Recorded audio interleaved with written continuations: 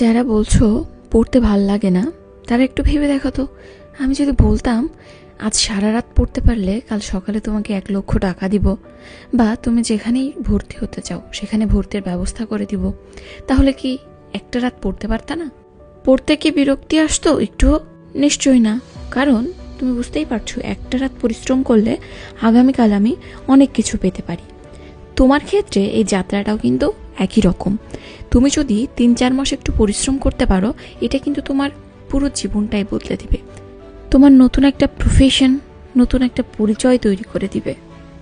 একটু ভেবে দেখো, 1 বছর পর তুমি আমার জায়গায় থাকলে ঢাকা মেডিকেলের সমস্ত ক্লাসরুম, হসপিটালের করিডোরে ঘুরে বেড়ানোর সুযোগ পেলে সেই অনুভূতিটা কেমন হবে? সেই অনুভূতির কথা ভাবলেই তো দিনের পর দিন টেবিলে বসেই থাকতে ইচ্ছা করে।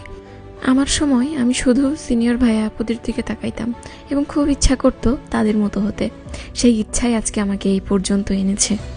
কতটুকু মেধাবী ছিলাম জানি না, তবে দিনরাত পরিশ্রম করেছিলাম বলেই আলহামদুলিল্লাহ জাতীয় মেধায় 22তম হওয়ার সুযোগ পেয়েছিলাম।